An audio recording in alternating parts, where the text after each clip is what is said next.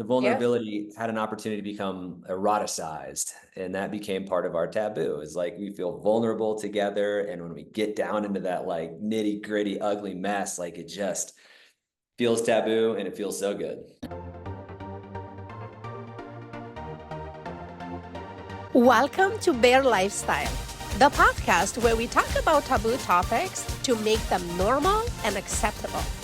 I'm your host, Simona Spark, and I am so excited that you are here. We are about to get naked by stripping away insecurities, judgments, and all kinds of limitations to reveal the essence of who we really are Bear. Bold, authentic, radical, and fully expressed. Let's begin. I always celebrating myself for being here and creating this fun space. I'm celebrating my guests today, Angela and James, and I'm celebrating everyone who listens and watches to this episode. So cheers, cheers, cheers. Cheers. So exciting. So everyone, this is Angela and James from Love Intentionally. How fun is that? Yep. We were so surprised that name was available. Yeah. Right? Yeah. Years ago when we started, it was like, oh, that's available. And it's funny how often we say the word intention. It's a lot. Very on. It's a lot. Yeah. And I think most of us in this space, we use that word a lot. It's like fundamental vocabulary, right? Totally. Yep. Intention, love, and all that. So as usual, there is no scripts, there are no questions. We just jump in here. We just met literally 3 minutes ago, and we'll see what the conversation takes us. So welcome, welcome. Thank you. And I am curious, what have you say yes to this invitation? Great question. I'll start because I'm the one who actually said yes to the invitation of the two of us. Although I knew he'd like it.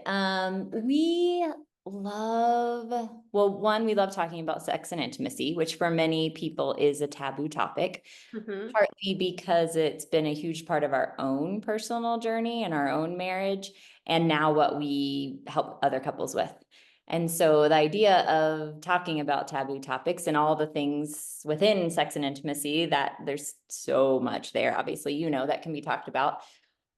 And I also think the idea of, which again, you are well versed in, but when we bring these taboo topics to light, we're just releasing some of that shame, right? Shame can't live in the light, right? It lives in the dark. And so when we start talking about these things and realizing too that what is most personal is often most universal, right? Our own shadows, our struggles, or these pieces of taboo, edges are often things that other people are experiencing as well, and they think they're alone in it, right? So when we bring it to light and we're able to talk about it, people go, oh, them too? Okay, maybe I'm not crazy. Maybe I don't need to be ashamed of that, whatever the thing might be. But I feel like it's healing to bring these things to light. So we love talking about this as well. Love that. I mean, as much as in this space, we want to empower our clients, how amazing and special they are. I always just kind of a buzzkill, like, you're not that special. You're not the only one going through this. I love that. Yes. Which can feel really great. Like, in so many ways, I love to feel special. And one of the ways I've learned I don't like to feel special is when I feel alone in my sexual journey, my sexual development, my desires. And so one of my big yeses to this is to, in essence, join or become part of a more like-hearted community of people that are into the taboo for whatever purpose. And for me, it does bring a lot of healing. Yes. Well, thank you so much. Thank you for being here. We'll see where this is going to take us, right? And I have so many questions. I'm just going to launch the invitation for you to come back because we have so much to talk about, right? We're not going to fit it in 30 minutes or so. Right. So, so I started this podcast almost 3 years ago because through my own personal journey, like as a client of the work, and then supporting other people on this path of authenticity really is how it started, and just go deeper and deeper into this healing. And as I said in a intro promo of the podcast, is like, what is it left after we peel out all the insecurities and trauma and stereotypes and all that? It's our bare essence, right? Unfortunately, I mean, I would say in this culture in US, I was born, raised in Europe, and live around the world quite a bit. Um, Sex itself, its topic, it's very taboo. So I will start with saying that taboo is such a relative term, because according to who, right? Like, uh, a lot of people, like friends included, will be like, you are so nonchalant about this. You're like just so open. And I'm like, it's sex. It's our sex life. It's like, we are sexual beings, and like, we are adults. Why we should not be talk freely about it? Why? How is this different than, going to the gym to have a strong, fit, flexible, physical body, right? I encourage, like, what are your sexual practices to make sure that you have a strong, fit, flexible sexual body, really, right? So I'm just curious for the two of you, as you do this work and you work with individuals and couples, and from my understanding, mainly couples, what do you see being, let's say, top 3 taboo when it comes to sex life? Like what are couples or people not wanting to talk about that they feel Don't is want to talk about, they look at it like, oh my God, if I'm sharing this piece, right? Or, ooh, and we have to close all the doors and put the locks on them and make sure that nobody ever heard this. Yeah. Like taboo. Yeah. Do you want to start? You want me to? By all Okay. means, Okay. love. I'm just making my Ladies list. I'm like, first. what are the top 3? That's a great question. Yeah. Like, So we've worked with couples all over the spectrum on this. We have worked with couples where the wife in the couple, it was literally hard for her. She would turn red when she said the word sex. And so, we kind of try to meet people where they're at. And part of what we feel like our role in is just making those conversations more comfortable for people. Because as a husband and wife sitting across from us that are having struggle in the area, and the wife can't even say the word, right? Our first job is even just to get that conversation and those juices flowing, like that this is normal, and for us to be totally accepting of all of that. And then we've had couples that are, non-monogamous, couples that are into BDSM, right? So we've kind of all over the board. I would say the things that what we have found, or I would say, from my opinion, I'm curious on yours. One topic that has been really couple that have been more common than I think people realize is a lot of couples come to us and they end up sharing some story of infidelity in their relationship. And I don't think they realize how common that is in relationships, because people don't talk about it because it carries a lot of shame. And even whether they chose to stay or leave or whatever, there's shame with that, whatever decision they made in that moment. So I think that has been a common one we've helped couples through, and realizing where did that come from and where are things now. And then I would say also the amount of couples I think we've worked with that have either had some experience, dabbled in, still practicing non-monogamy, ethical non-monogamy, is also, I think, more common than a lot of people realize, because it's not something they share with their next door neighbors or at the PTO meeting. or sometimes with their spouse or partner, like if it's part of their past, or so I think those are the two that come to mind for me. Okay, so infidelity and open relationships. Yeah. Okay. I guess though you might just pair those into one, is that people's desire to have sex outside of a monogamous relationship, or to even have attraction outside of that, can bring up feelings of shame and guilt, and then also not enoughness, right? And so those come up quite often. This one came up for me. We work with a lot of people that have kids now of all ages. And one of our clients said the greatest phrase, kids are cock blocks. Oh, yeah. I Absolutely. agree with that. No surprise to anybody with kids. Yeah. But what feels taboo is for couples to maintain a healthy sex life, especially when they get teenagers at home. Mm. Because a lot of times when they would have sex is after the kids go to bed, and that works until they get to a certain age, and then it doesn't. And so how to maintain that sex life while still parenting and while still being open to an appropriate degree with your kids, that this is what time it is, you know. Sex is a part of a A healthy healthy relationship, right? And has been interesting. I would agree with you that so many couples are really, they feel something wrong or bad about their kids, especially as they get older, knowing that their parents still have sex. Yeah. Yeah. Right. Oh, yeah. That it's so true. I mean, once upon a time, I did a lot of work with preteens and teens and LGBTQ space. And I deal with parents in a way of, so they thought like I'm an amazing parent because I'm gonna hire a coach for my kid to figure out what is their gender identity or sexual orientation. And I will say yes, and I'm more curious to work with you to see what is it that you need so you could be the parent that your child needs you to be, because they want to be supported and comforted and empowered by their parents, not by some stranger woman from whatever country with whatever accent and mispronunciations, right? So but working, and I did a lot of workshops like with preteens and teens, and working with this little humans. What I discover is most of the insecurities and shame around they sex is because they don't have that open conversation with parents.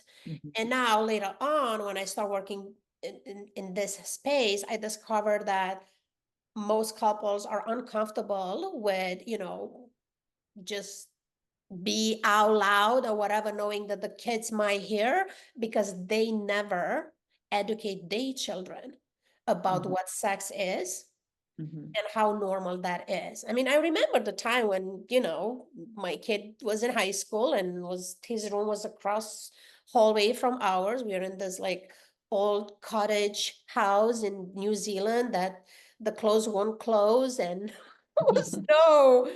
No privacy.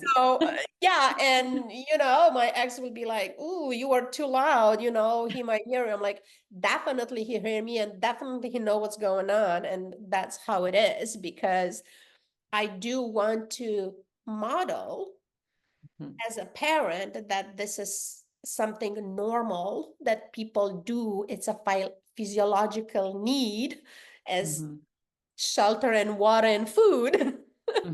Yeah. Right. But having those conversations, especially first of all with our children, and yes, I will agree, is like if you don't know where to start, then might as well. There is so much support out there. Like just hire a therapist, a coach, or whatever feels right for you, and clean up your own shame and guilt around that. So you could create that space for your child. What do you think, James? I'm seeing some things You coming. nailed it. I fucking love this. My journey into being a sex and intimacy coach, I grew up in the Bible Belt of Texas, and I've got a heavy religious background that created a great base of shame and guilt around anything related to sex.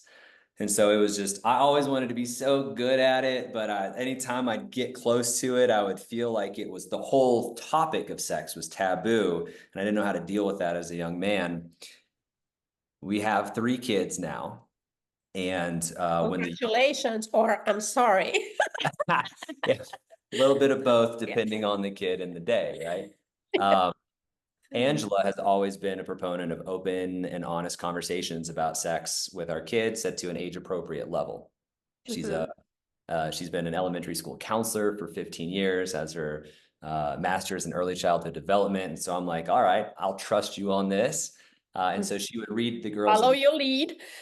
Absolutely, So I right? got the books and the different ones for the different ages, right? And we would read these books about sex and sexuality and where She babies come from. she would read I the would read them. books, and because the kids wanted her to read the books, and then every now and again it was my turn. And so this book was called It's Not the Stork.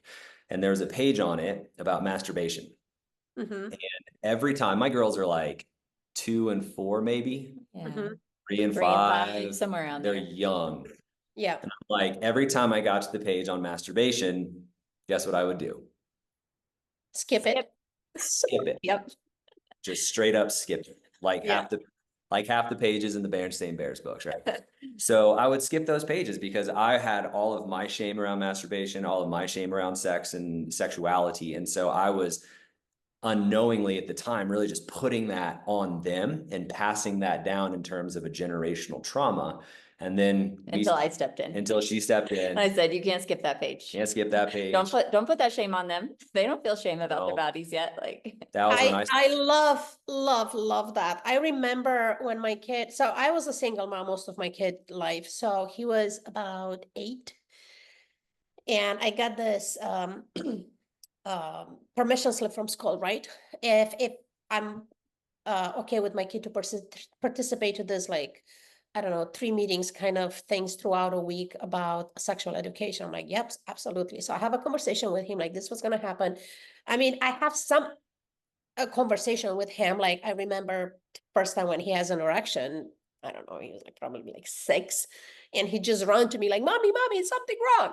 So but at that point I'm like, okay, you go do the whole thing, and after the week we will have a full conversation about what did you learn, what you don't understand, if you have other questions.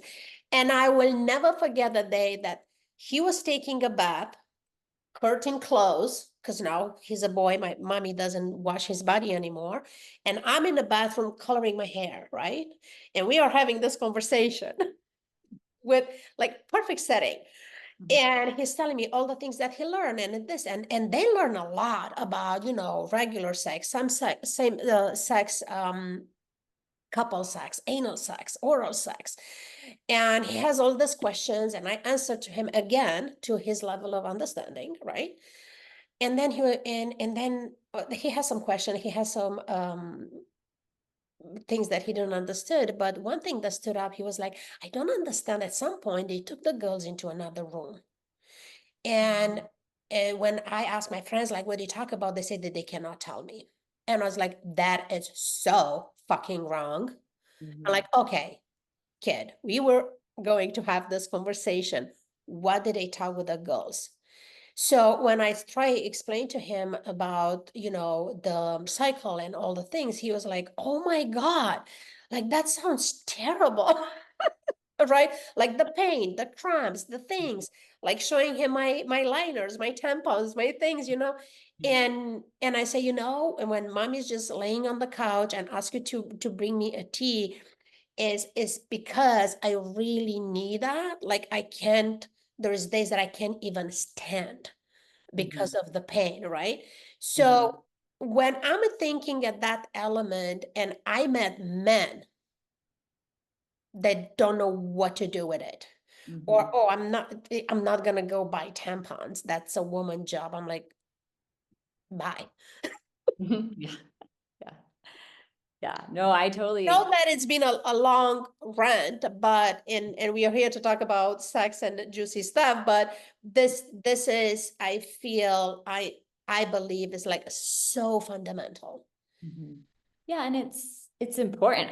So when I was in elementary school, I've been a counselor in many different fields over the years, but when I was in elementary counseling, I was a huge proponent. We would do it in 5th grade. We would do our human growth and development, and they would learn about their bodies and all the changes and everything, of doing it together, to not split up the boys and the girls for a couple of reasons. One was, and I had a student, I'm still close with this student. They're much older now, but a student I was extremely close with and worked with a ton, and he was transgender, and he was not out to his peers, right? So first of all, I'm like, well, it's not as simple anymore as going girls in this room, boys in this room, right? He has female parts, right? So which room does he go to? Right? And then also because, like you said, they all need the information, right? We're gonna have, men are, James here, he's got a wife and 2 daughters, right? Like who are all probably going to be on their period at the same time. And he needs to know what's going on in our household for those few days, right? I definitely have a cycle tracker on my iPhone. He does. Yeah. I sometimes ask him, I'll forget. I'll be like, "Ooh, is it this week or next week that I'm starting?" And he'll look on his app and he'll find for me. Yep. How big of a part of the intimacy that element is? Like simple biology that most people don't talk about. They and I see that in my coaching space too with couples, it's like how to have sex, how to keep an erection longer, all that is fun and juicy. But also, are you even considering this woman next to you, what her body is going through every single flippy week of the month? It's different. Yep. So we need to know what's happening at the biological level, but also on how to work with that. Like where you are more aroused, where you are more, you have different needs in a different week. Can I get a witness here? Yep. Oh, I like when we schedule vacations, I'm looking months out, like when is her ovulation cycle? Because I want to go on vacation. And that's what time it is. Yes, Yeah. yes. And even, there's the physical aspect of it too, but emotionally as well, right? And so he's smart, right? This guy next to me, and that he does track my cycle. And I would like to think that in a respectful way, he's also looking at, like, if there is a sensitive conversation or something we need to have, he knows better than to have it right before my cycle starts, right? That is not a good time because I'm going to cry. I'm already hormonal, right? All these things. And likewise, if he wants to, pitch an idea of trying something new, he's the one that's Especially if it's in the taboo category, like it really makes a difference what Like, time. honey, there is new toys that I would like to bring into our Yes. playroom. Okay, Yep. what did I bring? Yeah, when do we go shopping? When do we expand our horizon? So important. I mean, I'm telling you, I'm a woman like approaching 50 here, and I've been through 3 marriages and other relationships. And most men, they have no clue. Yeah. And James would probably say, I mean, selfishly, it's worked out really well for him to follow my cycle, right? He's more likely to get a yes on that edgy thing if he approaches it mid-month, right? He's even emotionally, like I said, conversations are going to go better if he avoids those couple days before my period. What'd you say? Creates a solid foundation, right? So it's all these little things that, at least in our relationship, Angela, like we're pretty typical. She's very much teed into emotional intimacy, right? To want to feel sexual. I'm like, you want my emotional intimacy, you better give me some sex, and then I'll feel some emotional connection, right? And so that's created like we can miss each other if we're not careful. And we have for many years. We've been together 15 years, and there's been a few of those that we just weren't connecting on this. And so when I can track her cycle, when I can make sure that during the certain parts of her cycle, we're really focused on emotional intimacy and spiritual intimacy and these other types, it just keeps the fire burning, right? Because I'm the one that's always, generally, most of the time, never say always or never, right? So I'm the one who's typically pushing the boundaries on what's taboo and getting us up against an edge. And if all of a sudden it's like the morning of, and I'm like, hey, how about this? It just doesn't land the same as if we've maintained our connection in all of these other important ways, tracking cycle, right? All that. Then I can really, I can work on timing. Timing is very important for our relationship to enter into a taboo space. Yes, I love it. I love it. I mean, look, I like that you say maintaining the connection because now we're connecting physically, now we're connecting emotionally, now we are connecting spiritually. So it's always like, what is the connection there? Like, what part of my being is having this conversation today? What part of me gets to lead when I make this proposal? Is the emotional part, the spiritual part, to ensure that I'm meeting my partner there? If she's all emotional and I'm here like all zen spiritual, chances are that we are speaking two different languages, right? So now here's a question. what one could do that is single in a dating space and just meeting strangers to learn to tune into to ensure they're speaking at the same level. What do you think? What would you advise, propose, or suggest? So if it's like, hi, nice to meet you, let's see if we how much we connect, or if it's like we're a few dates in and we're starting to really connect. I feel like a common language, right, becomes the most important thing. Mm, So if I, for any reason, let's just not even go that direction. Let's just pretend that this was way before Angela and I'm single, right? mhm, Right. So in that case, I would want to know what the love languages are. And I mhm, would start trying to poke and prod to figure out what other person's love languages are. I'd want to know what the erotic blueprints are, right? mhm. Are they coming out as sexual, right? Are they coming out as kink? Like, are they like Energetic, yeah. where are they on that? And for us, it's what's your intimacy style? For me, it's the most natural filter. I get this question again. I've been dating for the past 4 years, and I have this question a lot. Not again, a lot of like, when do you have a conversation about kinks and BDSM practices and all that? I'm like, date number one. I don't care about your favorite color. That's not going to influence my life. We are not in the middle school. I want to know, what kind of lover are you? Mm-hmm. How do you love? How do you have sex? What interests you? And here's the thing, people split in different groups. And I'm talking as a woman, I'm talking men, right? It's like those, they're just like running away like she's crazy. Like, bye. Those that they are like, ooh, you're sexual. And like, the predators, I call them, that like don't even care. They just happy that is a woman here that it's open and transparent about sex. And then there are those like actually really having the conversation, Mm-hmm. right? So these are the ones that I want to go on a second date. Mm-hmm. And my guess is that's probably going to tell you a lot about how much work they've done, right? How much Oh, personal absolutely. work they've done is how Yeah. they answer that question. I like that you said that, because then we could just drop all the judgment, and it's like that's why I call it natural selection, because it's nothing wrong with you and it's nothing wrong with me. It's just we are on different spaces in our evolution, and this is not a match. And they're Mm-hmm. like 7.5 billion people on planet, or we don't need to struggle and suffer. Mhm. I literally, when I was dating, it wasn't just sex and intimacy related, but I had a list of top 10 things I was looking for in a partner. And the first five were non-negotiable. And I busted out the list. We had had like an evening together kind of spontaneously, but our first official date, I busted out the list with him. My son, our oldest, was already 3. So I was like, I'm not really looking to waste time or bring someone into his life if this isn't going anywhere, right? I was protective of kind of him in that space. And so, yeah, I busted out my list and I'm like, and how about this? And how about this? And this. And and many people I said, we literally had a date and I go, it's been lovely. We can even be friends, and this isn't going any further, right? Because of Yes. that list.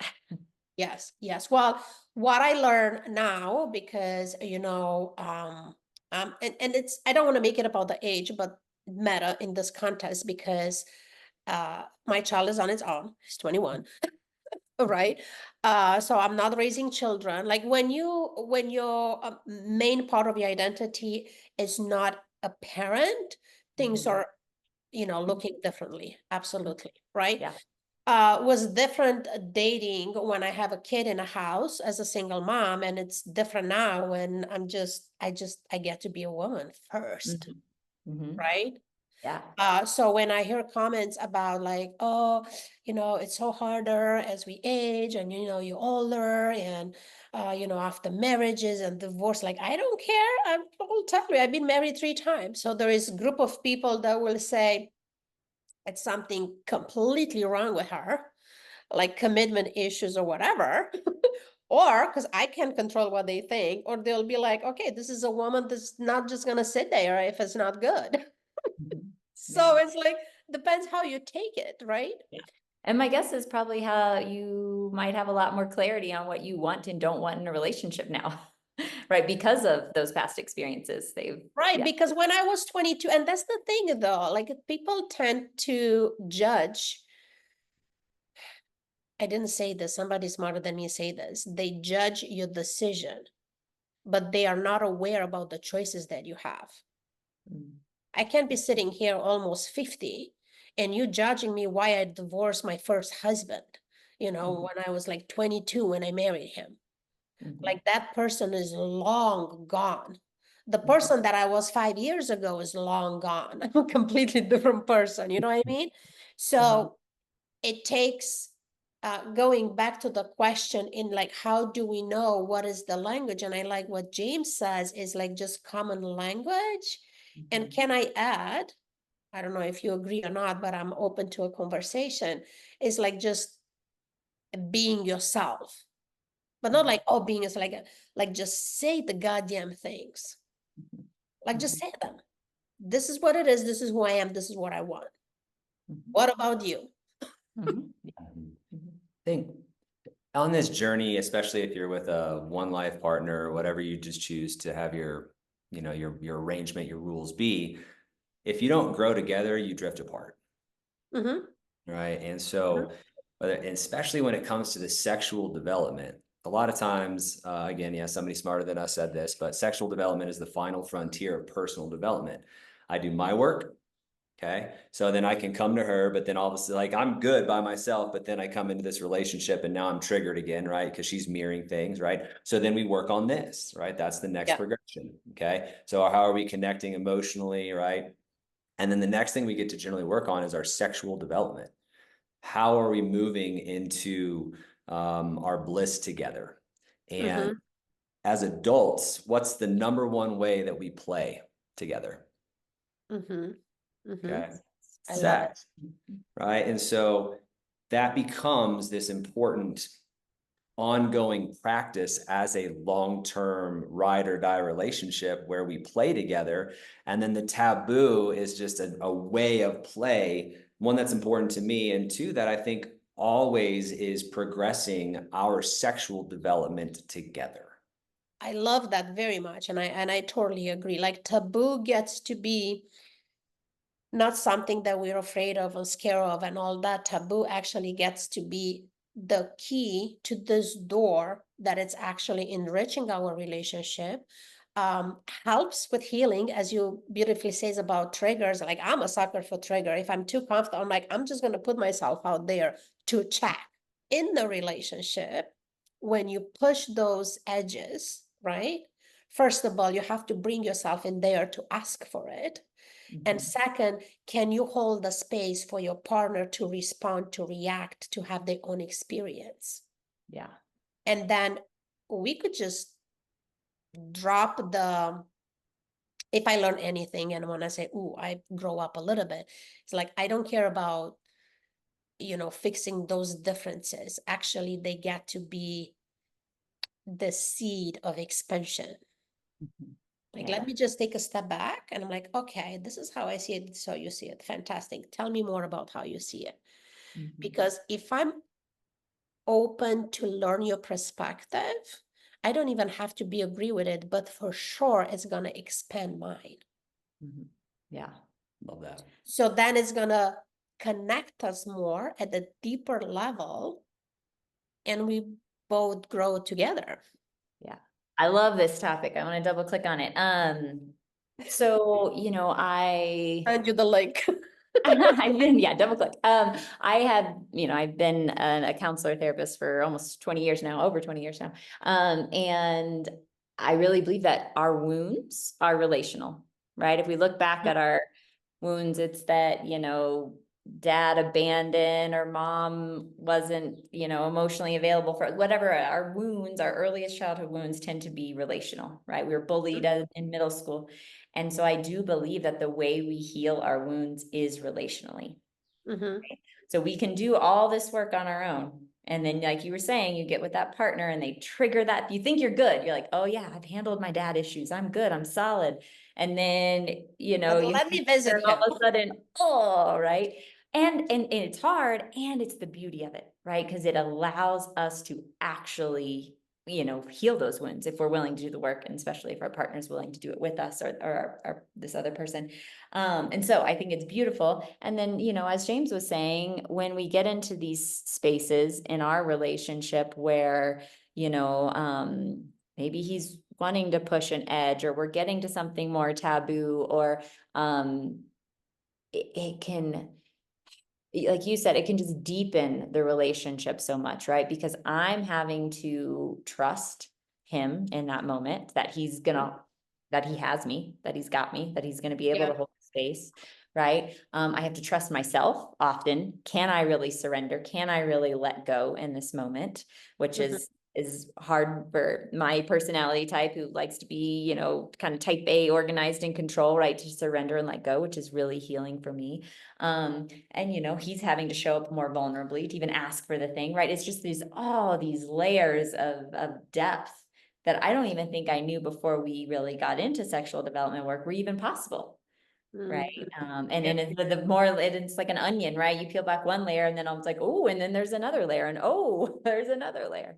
And that's it. And that's, well, like, I know I'm repeating myself for those that watch every episode, but I can't say it enough.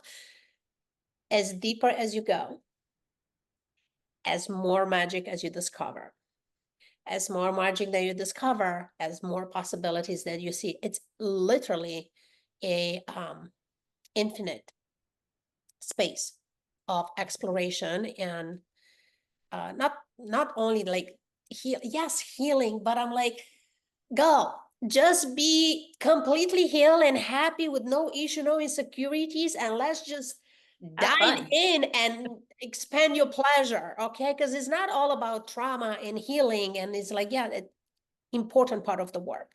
But also, as I keep saying, like lately in my emails and in my social media, it's like, don't contact me just because you have problems. Contact me because you are so good and you want more. Let's do that work, like from good to better. From better to extraordinary, from extraordinary to magnificent, whatever your levels are. James, what's going on? Oh, I love that. We're in the same boat. I just love the way you phrase that. Contact me because you're so good and you want more. And that's the same place that we kick in for couples. There's so many people that serve the community of couples that is struggling and deciding if they want to be together. They're in crisis. It's not as inspiring for me. And I want to be inspired because I get to be selfish like that. And it's like, let's just make it better. I do want to speak to my my men out there listening to this podcast. Angela said the word vulnerable, and to me, that was the hardest thing to do, was to be vulnerable in front of my partner, my ride or die. And in essence, that became the first door, which created more emotional intimacy. Okay. The more vulnerable that I was, this is how you get to the taboo. This is how I got there anyways. One, being vulnerable enough to speak my desires to my wife, who might judge them, who might reject them, who might be, she might yuck my yum. At least these were You will do what she will do, but you are being honest with her. Yes. But just to be open and honest about what I desire, and that vulnerability was the scariest yet the most rewarding thing to move us more into what's possible in this type of world. Yes. Because the more I open and expose myself, the more that she could see me, right? And the more it was about me and my desires versus like, what's that thing you want? It was about me and my heart, not about some pleasurable act. And that was a huge difference. And what's funny is I got vulnerable, and that was the only time when I figured out how to be vulnerable. There was like a couple months there where I really didn't want sex. First time in his life. First time. And I'm just sitting there going like, I don't want anything to do with it. And she's like, oh my gosh, your vulnerability and your emotional connection right now is turning me on so much. Like, I just want you. And I'm like, leave me alone. Right. And so the vulnerability had an opportunity to become eroticized, and that became part of our taboo. It's like, we feel vulnerable together. And when we get down into that like nitty gritty, ugly mess, like it just feels taboo, and it feels so good. I love that. How I like to say it is like, vulnerability is sexy. Yes, I agree. Sexy to have a man, and not to stereotype man, woman, but there is still some differences there, right? From how we carrying ourselves into the world. But it's like to have a man showing me his fears and insecurities. Angela, I'm right there with you. I'm like, all right, let's go. Dump your bones. Yep. Yeah.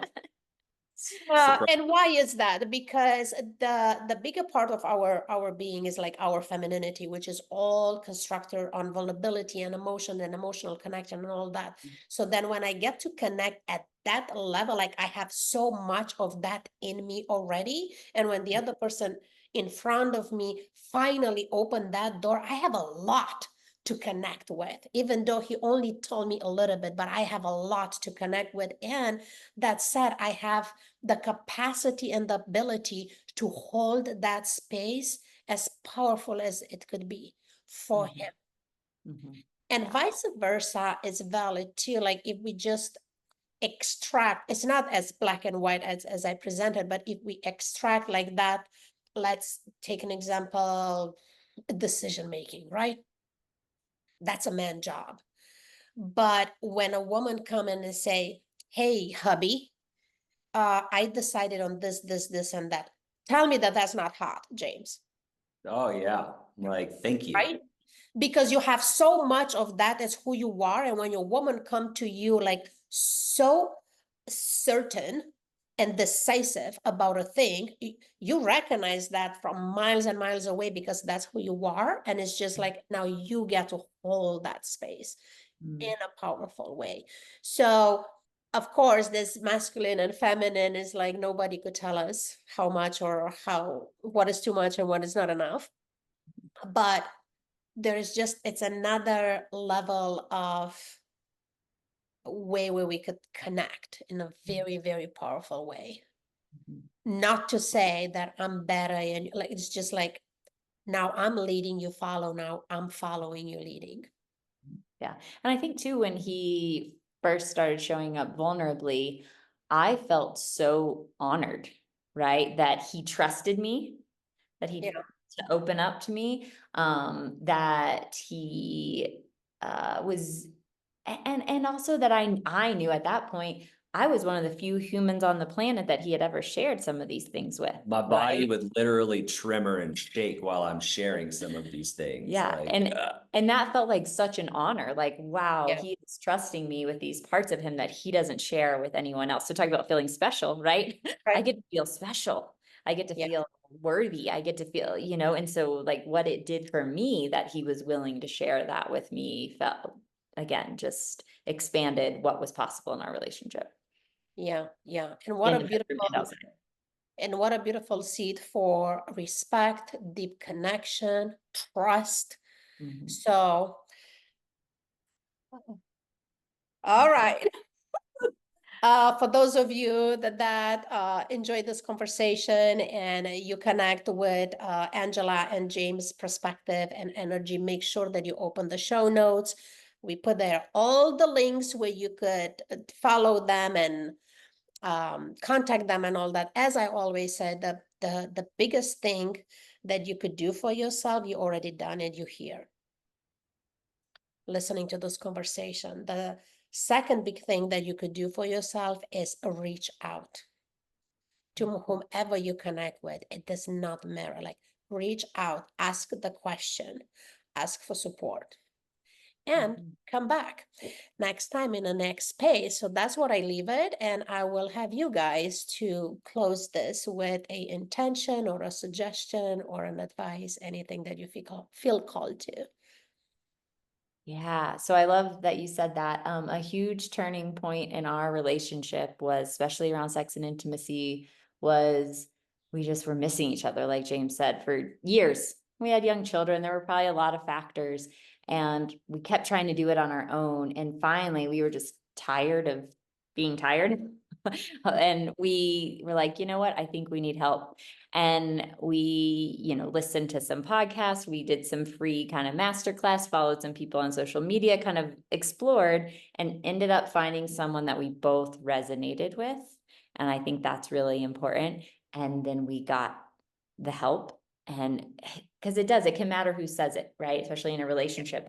He's trying to bring things to me. I've got my own stories about it. I'm bringing things to him. He's got his own stories and reactions. But when you have that third party that can come in and just go, how about this? Or here are some tools, or have you tried this? Or, look at it from a fresh perspective. For us, that was a huge game changer. So like you said, I am a huge proponent of, if you either are struggling in this area, need help, or like you said, it's good and you just know it. So good. And you just want more. You just want more, right? There's so much to dive into. So wherever you are on that spectrum, find the person, the people that you resonate with. And like you said, reach out. I think that's so important. Yeah.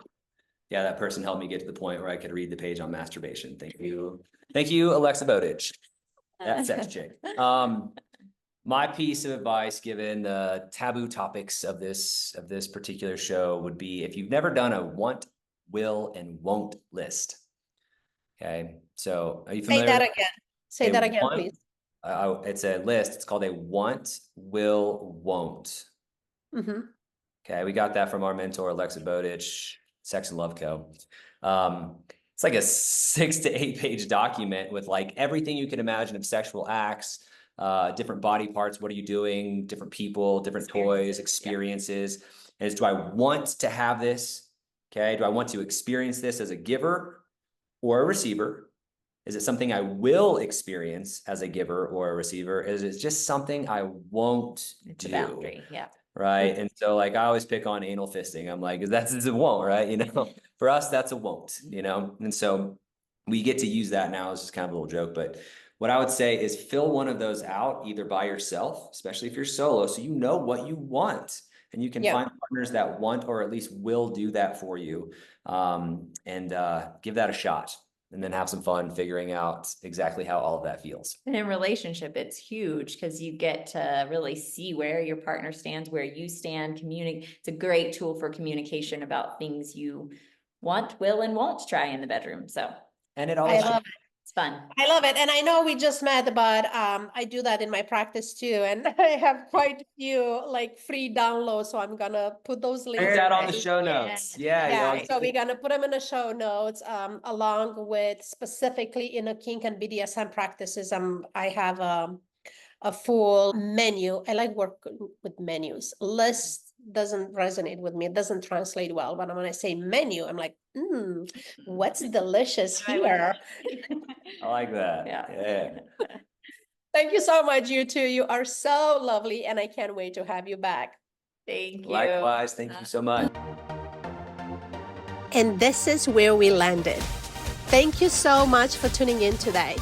I hope you are feeling inspired, empowered, and just a little bit more bare. If you enjoy the show, make sure to leave a review to let me know.